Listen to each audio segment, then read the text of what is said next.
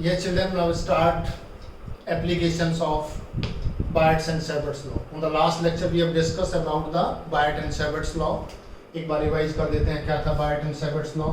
If it is a current carrying conductor, suppose carrying current I, PQ is the conductor or AB any conductor, then this angle is theta, this vector is R, this is ideal vector, and this is point P at which magnetic field is given by dB is equal to mu naught upon 4 pi I dl sin theta upon r square.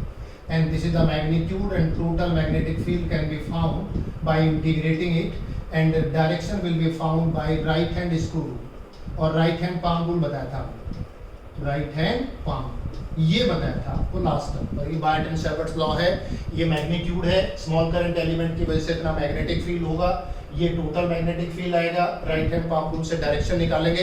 Right hand palm rule क्या बताया था? Thumb is along the direction of current and the tips of the fingers is kept at the point where magnetic field is required. Then perpendicular to the tips of the finger will be the direction of magnetic field. ये हमने बताया था कि अगर यहाँ से thumb इधर रखें, P पॉइंट पर हम ये टिप रखें, तो इस पे परपेंडिकुलर बनाइए, किधर आएगा? अंदर की तरफ आएगा. This is known as the direction of magnetic field. ठीक है, जिसको भी समझना है. अगर यहाँ पर है डायरेक्शन तो इधर होगी, यहाँ डायरेक्शन इधर होगी. जैसे किसी को नहीं समझ आया तो स्लैब लगा लो. तो कई बार हम इसको राइट हैंड स्लैब रूल भी कह देते हैं लर्न करने के लिए. डायरेक्शन किधर होगी? ये डायरेक्शन होगी. इसको बाहर आपको जिस पॉइंट में निकालना है, थंब को करंट की डायरेक्शन में. अगर नीचे है तो इधर हो जाएगा, ऊपर है तो इधर हो जाएगा. ये डायरेक्शन मैग्नेटिक फील्ड का रूल है. चलिए बच्चों, पहला एप्लीकेशन ले रहे हैं. Magnetic field at centre of current carrying circular coil. कोई भी सर्कुलर कॉइल मान लीजिए, कोई सर्कुलर कॉइल है और इसमें हमें मैग्नेटिक फील्ड निकालना है. इसके सेंटर पर ये पॉइंट है इसका ए. कहीं से भी आप ले लीजिए, डायरेक्शन में भी आइदर क्लॉकवाइज और में भी एंटी क्लॉकवाइज. अगर ये डायरेक्शन ले रहे हैं आप इधर से, आई इसमें करंट है, ये पॉइंट ओ है, ये इसका रेडियस होगा. तो देखिए सबसे पहला स्टेप क्या करना पड़ेगा? सबसे पहला स्टेप लेना पड़ेगा आईडीएल, अ स्मॉल करंट एलिमेंट. कहीं भी एक छोटा सा आप एलिमेंट इमेजिन करते हैं, ये है आईडीएल एलिमेंट. मान लीजिए एमएन है, एमएन कोई भी मान सकते हैं आप, M N X Y P Q whatsoever में भी.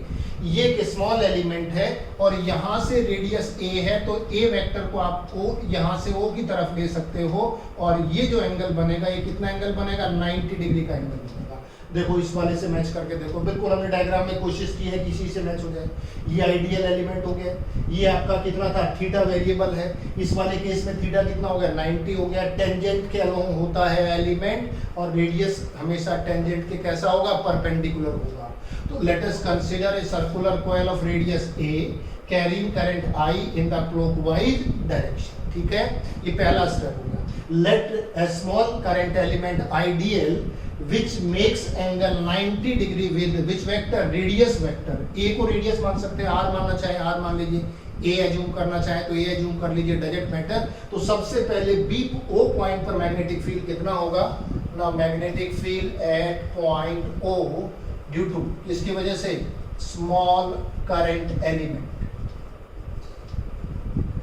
पहले करंट एलिमेंट की वजह से निकालते हैं, एमएन एलिमेंट की वजह से कितना आएगा, और ये आता है dB equal to mu not upon 4 pi I dl sin theta. बताओ कितना होगा? 90 upon a square.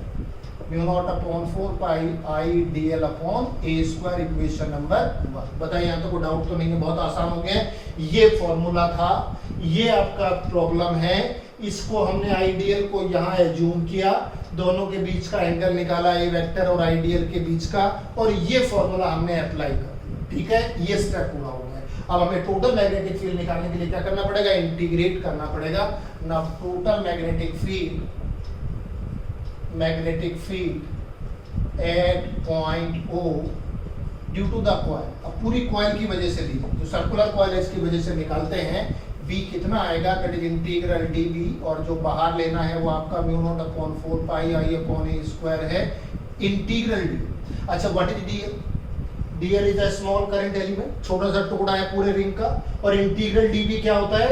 Integral dl क्या होता है? इंटीग्रल dl का टोटल लेंथ ऑफ दिस, पूरे सर्कुलर रिंग की लेंथ आप जानते हैं सर्कमफ्रेंस के इक्वल होती है. और इसको हम लिखेंगे mu not upon 4 pi I upon a square into 2 pi. और जब इसको सॉल्व कर रहे हो तो mu nought I upon 2a आ गया यहाँ से. तो b is equal to mu nought I upon 2a. It is the required derivation. ये रिक्वायर्ड डेरिवेशन आ गया इक्वेशन नंबर 7. ये फॉर्मूला.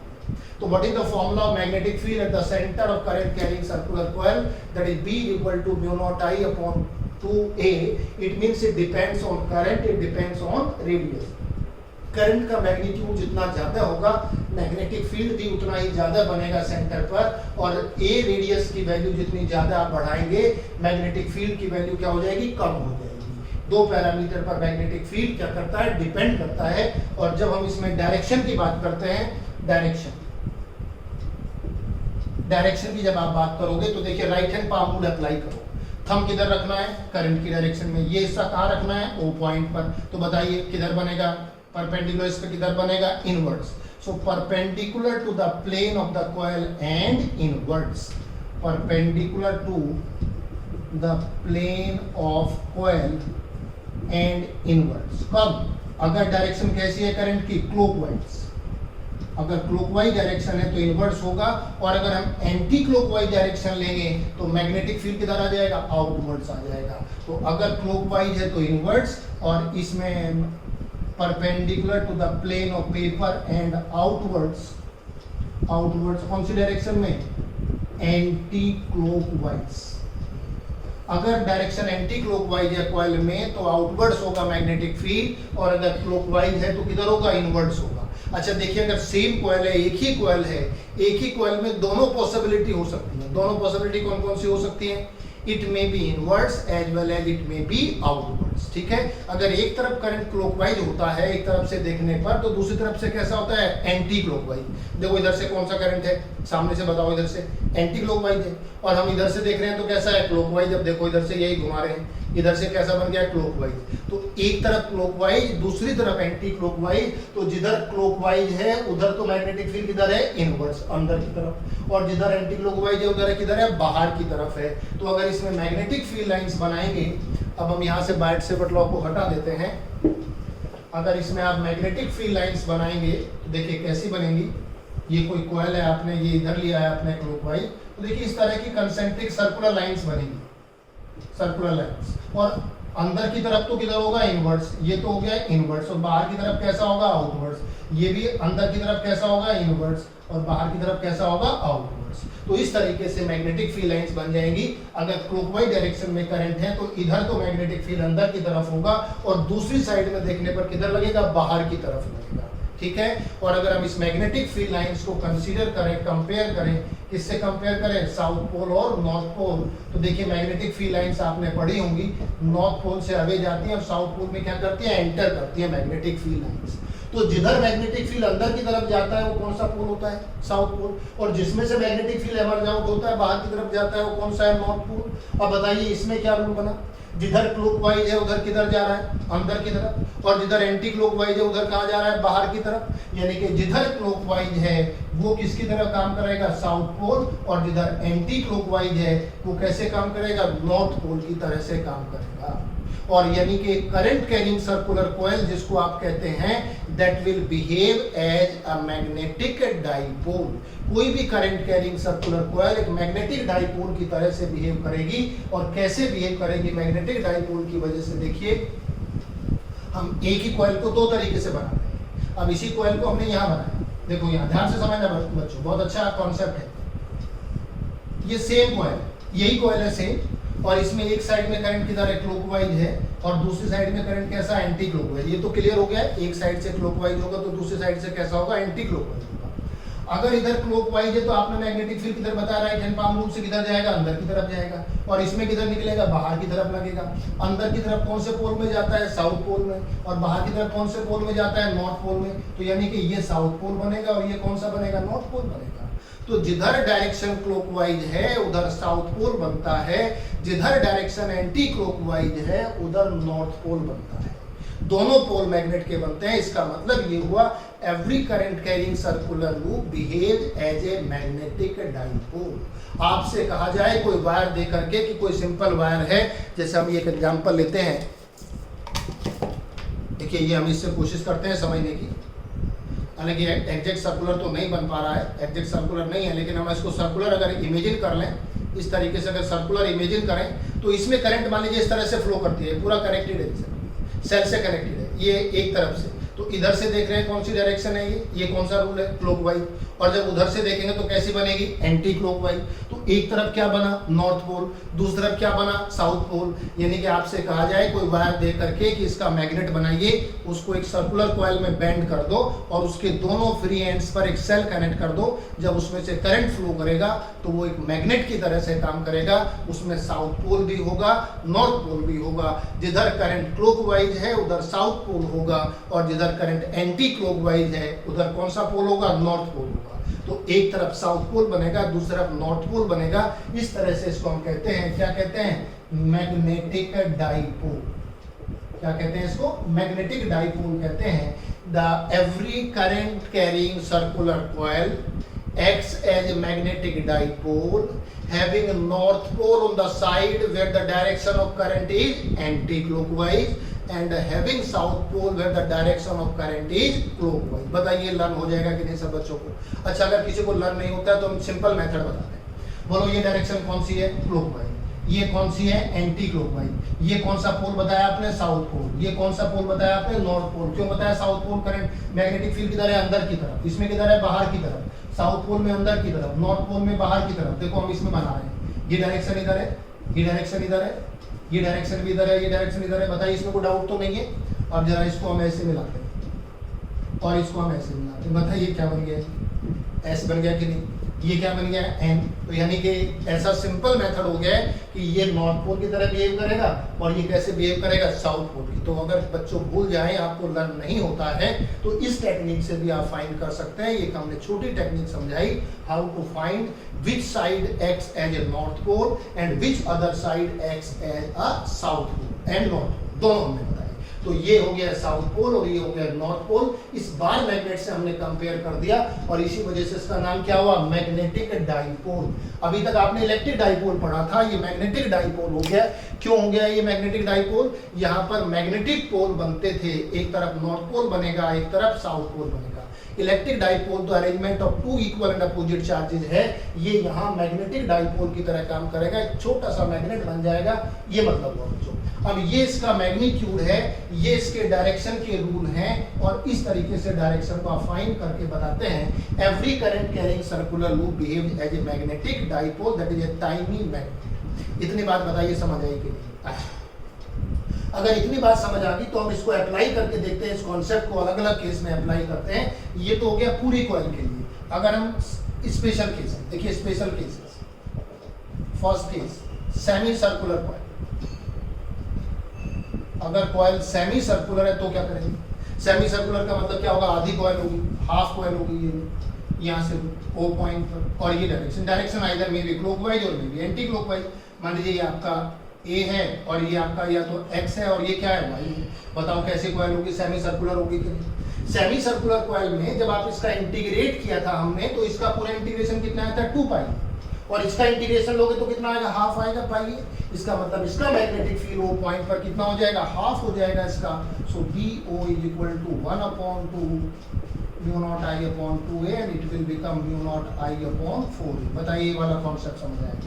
तो देखिए पहले हमने किसके लिए डेराइव किया फॉर्मूला, किसके लिए डेराइव किया, सर्कुलर कॉइल के सेंटर पर। फिर हमने किस पे अप्लाई कर दिया, किस पे अप्लाई कर दिया, सेमी सर्कुलर कॉइल। तो सेमी सर्कुलर कॉइल पे जो मैग्नेटिक फील्ड आता है वो कितना आता है बच्चों, हाफ हो जाता है किसके कंपैरेटिवली, जो पूरे सर्कुलर कॉइल के सेंटर पर। ठीक है, कौन सा लॉ अप्लाई किया हमने, बायट से बच लो। चलिए एक स्टेप और आगे जाते हैं। अगर हम इसमें नेक्स्ट पार्ट ले लें, सेकंड ले लें, अगर इसमें हम आर्क ले लें। अच्छा देखो इसी फॉर्मूले को हम कैसे बनाते हैं, B इज इक्वल टू, ये पूरी कॉइल का बताते हैं, mu naught upon 4 pi I upon A। Can I right like this, can I right like this. इसमें कोई प्रॉब्लम तो नहीं है कुछ प्रॉब्लम, क्या प्रॉब्लम है, इधर 2A था तो हमें यहाँ क्या लेना पड़ेगा, इसमें हमें क्या लेना पड़ेगा, 2 पाई लेना पड़ेगा, ये लेना पड़ेगा।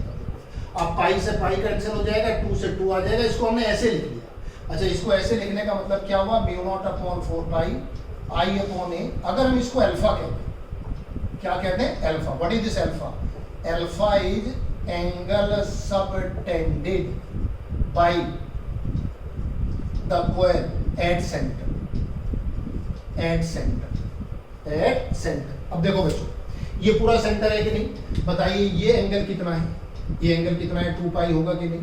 अगर ये टोटल एंगल 2 पाई है तो पूरी सर्कुलर कॉइल सेंटर पे कितना एंगल सबटेंड करती है 2 पाई, और ये जो एंगल आपने 2 पाई लिया है this is the angle subtended by the circular coil at centre पर। अब ये फॉर्मूला बन गया। इस फॉर्मूले को आप पूरे सर्कल के लिए भी लगा सकते हैं। सर्कल के लिए अल्फा की वैल्यू बताओ कितनी रखोगे 2 पाई। अगर सेमी सर्कल के लिए निकालना तो अल्फा की वैल्यू कितनी रखोगे पाई। और अगर किसी आर्क के लिए निकालना, क्यों हमने ये फॉर्मूला बनाया, इसी फॉर्मूले में अगर हम किसी आर्क के लिए अप्लाई करने की कोशिश करें, थर्ड केस आर्क, कौन से वाला आर्क, ये वाला, ये लो बच्चों, ये एंगल कितना हुआ अल्फा, ये आपका क्या बना x, ये क्या हुआ y, और ये सेंटर कितना हो गया o, रेडियस कितना है a, ये फॉर्मूला बनेगा। This is the formula. Alpha की वैल्यू यहां रख देंगे, अल्फा की वैल्यू, लेकिन ये अल्फा किस में होना चाहिए, it should be in radian, pi की टर्म्स में होना चाहिए। अगर हम अल्फा की वैल्यू रेडियन में लेंगे तो किसी भी एंगल के लिए आप फाइंड कर सकते हैं, पूरे सर्कुलर कॉइल की वजह से भी निकाल सकते हो, सेमी सर्कुलर कॉइल की वजह से भी निकाल सकते हैं, 1/4 ऑफ द कॉइल भी हो सकता है, और अगर कोई आर्क है जो 30 डिग्री 60 डिग्री कोई भी एंगल सबटेंड करता है उसकी वजह से भी फाइंड कर सकते हैं। So this is the general formula for the magnetic field at the centre of a coil due to a part of it, that is arc. कोई भी आर्क का एक पार्ट, उसका सर्कल का एक पार्ट ले लें सर्किल का, और वो जो पार्ट बनेगा आर्क के लिए फॉर्मूला बनेगा। और वैसे तो ये सबके लिए फॉर्मूला है, पूरी कॉइल के लिए बताओ कितना एंगल बताया हमने 2 पाई, बोलो ये फॉर्मूला बन जाएगा कि नहीं। सेमी सर्कुलर के लिए अल्फा की वैल्यू पाई, 1/4 कॉइल के लिए π/2, अगर यहाँ 30 डिग्री है तो उसके लिए कितना आएगा π/6 रख देंगे। और डायरेक्शन का रूल हमने बताया, अगर क्लॉकवाइज है तो इनवर्ड्स और एंटी क्लॉकवाइज है तो आउटवर्ड्स।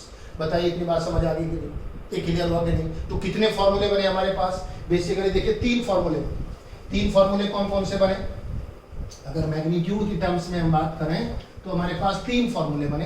पहला फॉर्मूला कौन सा बना, पूरी कॉइल के लिए B = μ0I/2। दूसरा बना हमारा सेमी सर्कुलर कॉइल, इसका बना आपका B कितना बना μ0I/4a, आधा हो गया, हाफ हो गया। फिर हमने बना आर्क का, आर्क के लिए कितना बना, सेंटर पर है तीनों, ये भी सेंटर पर है, ये भी सेंटर पर है, ये भी सेंटर पर है, क्या बनाया हमने μ0/4 पाई I/a into alpha, where alpha is in radian। ये तो फंडामेंटल फॉर्मूला था जो डेरिवेशन आया। देखिए डेरिवेशन में तो यहां तक करते हैं, एप्लीकेशन इससे आगे का है। अब आपको किसी भी कितना भी एंगल देख के आपसे क्वेश्चन पूछ लिया जाए, आप कंपटीशन में ये तो एक्सपेक्ट मत करना कि पूरी कॉइल के सेंटर पे पूछा जाएगा। हो सकता है अगर आपको आर्क के लिए निकालना पड़ जाए, आर्क की वैल्यू आपको दिया हो, एंगल सबटेंडेड दिया हो, यहाँ पर कितना एंगल है, तो जितना यहाँ एंगल बनेगा उसको रेडियन में कन्वर्ट करो और उसके बाद यहाँ रख दो, और क्या मिल जाएगा आपको, मैग्नेटिक फील्ड मिल जाएगा। और डायरेक्शन के लिए कौन सा रूल बताया हमने, राइट हैंड पाम रूल। और कॉइल में तो राइट हैंड पाम रूल भी नहीं लगाना, कॉइल में तो आप लर्न कर लीजिए, क्लॉकवाइज है तो इनवर्ड्स और एंटी क्लॉकवाइज है तो आउटवर्ड्स। और जिसमें इनवर्ड्स है वो कौन सा पोल बनेगा, साउथ पोल, और जिसमें आउटवर्ड्स है वो कौन सा बनेगा, नॉर्थ पोल। तो यानी कि मैग्नेट अगर बनाना हो कॉइल का तो उसमें से करंट फ्लो करा दीजिए, उसमें एक साइड में एंटी क्लॉकवाइज होगा, दूसरी साइड में क्लॉकवाइज होगा, और इसी कंडीशन में क्या बनेगा, मैग्नेटिक डाइपोल बनेगा, और उसका जो सेंटर पर मैग्नेटिक फील्ड है वो ये होगा, सेमी सर्कुलर कॉइल का इतना होगा, अल्फा आर्क के लिए ये हो जाएगा। बताइए यहाँ तक कोई डाउट तो नहीं है। अच्छा, एक कॉइल का एग्जांपल लिया हमने, अब इसमें बहुत सारे एप्लीकेशन बन सकते हैं बच्चों। अगर मान लीजिए एक और लें, स्टार लगा कर हम बताते हैं, ड्यू टू 2 सर्कुलर कॉइल्स और एक ही प्लेन में है, इन कॉमन प्लेन, एक ही प्लेन में। एक प्लेन का मतलब ये हो गया, एक कॉइल ये बन गई, दूसरी कॉइल ये बन गई, एक का रेडियस a1 है और दूसरे का रेडियस कितना है a2 है, और ये करंट, मान लीजिए पहले वाले में करंट I1 है और दूसरे वाले में करंट कितना है I2। अच्छा, it is the combination of 4 questions. कैसे बनेगा 4 क्वेश्चंस का combination, in both the coils direction of current में be clockwise, in both the current direction of the current में be anti clockwise, inner one clockwise, outer one anti clockwise, inner one anti clockwise and outer one is clockwise. कोई भी possibility हो सकती है। अगर ये possibility है तो बताइए पहले की वजह से कितना आएगा, b1 μ0I/2 a1, दूसरे की वजह से बताओ mu naught I2 upon 2 A2। दोनों की डायरेक्शन बताओ, दोनों का डायरेक्शन कौन सी है, क्लॉकवाइज है। अगला स्टेप वेक्टर से सॉल्व होगा, ये भी इनवर्स है और ये भी किधर है, इनवर्स है। कैसे आया इनवर्स का, कैसे पता लगा? इनवर्स का किससे निकाला, राइट हैंड पाम रूल से निकालो, नहीं तो हमने वहां बताया, तरीका बताया, क्लॉकवाइज इनवर्स और एंटी क्लॉकवाइज में आउटवर्ड्स। तो बताइए बी कितना हो जाएगा, दोनों का वेक्टर सम। वेक्टर क्या कहते हैं, जब दो वेक्टर क्वांटिटी सेम डायरेक्शन में होती है तो रिजल्ट क्या आता है, b1 प्लस b2, और ये आ जाएगा mu naught upon 2 I1 upon A1 plus I2 upon A2, और किधर आएगा, इनवर्स, इनवर्स आएगा। बताइए ये एप्लीकेशन भी समझ आएगी। अब इस तरह के 4 क्वेश्चन बना सकते हैं। कैसे बना सकते हैं, अगर दोनों में एंटी क्लॉकवाइज करते तो क्या रिजल्ट आएगा, मैग्नीट्यूड विल रिमेन सेम, इसमें डायरेक्शन किधर हो जाएगी, आउटवर्ड्स, इसमें डायरेक्शन किधर हो जाएगी, आउटवर्ड्स, फिर दोनों क्या हो जाएंगे, ऐड, फिर कॉमन डायरेक्शन किधर आएगी, आउटवर्ड्स। कोई कंफ्यूजन नहीं है। अच्छा, अगर इसमें क्लॉकवाइज करते हैं और बाहर वाले में एंटी क्लॉकवाइज करते हैं, अब क्या होगा, इसमें तो क्लॉकवाइज है तो ये रिजल्ट आएगा। अब बताओ ये कैसा हो जाएगा, ये हो जाएगा आउटवर्ड्स। और एक इनवर्ड्स है और एक आउटवर्ड्स है। अंदर वाले की कॉइल की वजह से तो मैग्नेटिक फील्ड अंदर है और बाहर वाले की वजह से किधर है, आउटवर्ड्स है। तो बताइए अब ऐसे केस में वेक्टर क्या बताता है, एक वेक्टर अंदर एक वेक्टर बाहर। बताइए दोनों का रिजल्टेंट क्या आएगा, ग्रेटर माइनस स्मॉलर। तो अगर b1 b2 से ज्यादा है तो b1 माइनस b2, और अगर b2 b1 से ज्यादा है तो b2 माइनस b1, और यहाँ फॉर्मूला क्या बन जाएगा, माइनस, ये माइनस आ जाएगा। ठीक है, और डायरेक्शन किसकी होती है, ग्रेटर वाली होती है। तो इस तरीके से हम इसको क्या कर सकते हैं, अप्लाई कर सकते हैं सर्कुलर कॉइल पर। हम एक कॉइल के लिए भी ले सकते हैं, हाफ कॉइल के लिए भी अप्लाई कर सकते हैं, आर्क के लिए भी अप्लाई कर सकते हैं, टू कॉइल के कॉम्बिनेशन के लिए भी अप्लाई कर सकते हैं, having direction anti clockwise in both the coils, clockwise in the both the coils, in one anti-clockwise, in another clockwise. So there are 4 possibility. तो इस तरह से मिला करके हमने इस पहले एप्लीकेशन का जो फॉर्मूला बना, इसके हमने 7 डिफरेंट एप्लीकेशंस बना दिए। इसमें 7 अलग अलग ब्रांच बता दी हमने, क्या क्या इस पे पॉसिबिलिटी हो सकती है। पहली कौन सी बताई, ये वाली बताई, सेमी सर्कुलर कॉइल। दूसरे वाली कौन सी हो जाएगी, 1/4 ऑफ द कॉइल। तीसरे वाली कौन सी हो जाएगी, आर्क वाली हो जाएगी। फोर्थ वाली कौन सी हो जाएगी, दो कॉइल का कॉम्बिनेशन हो जाएगा। कौन सा कॉम्बिनेशन, ये वाला। इसमें भी क्या क्या पॉसिबिलिटी बनेगी, both having current clockwise, both having anti clockwise, inner one clockwise, outer one anti clockwise and vice versa. तो इस तरह से 7 पॉसिबिलिटी यहाँ बन गई। तो एक तरह से हमने इसके सारे न्यूमेरिकल्स के लिए भी आपको हिंट दे दिया है, ये न्यूमेरिकल्स इसमें बन सकते हैं, ये पॉसिबिलिटी इसमें बन सकती है, magnitude as well as direction.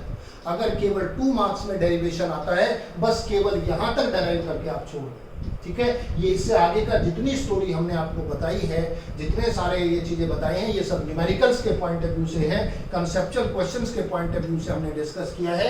और इस तरीके से हमने पहला एप्लीकेशन पूरा कर दिया है, magnetic field at centre of current carrying circular coil. ठीक है, ये बात पूरी की है। अब इसमें दूसरा एप्लीकेशन लेंगे, but in the next video. उसमें हम अगले लेक्चर पे दूसरा एप्लीकेशन बताएंगे, उसमें एक्सियल लाइन पर हम डिस्कस करेंगे, सेम कॉइल पर कैसे होगा, that will discuss in the next lecture.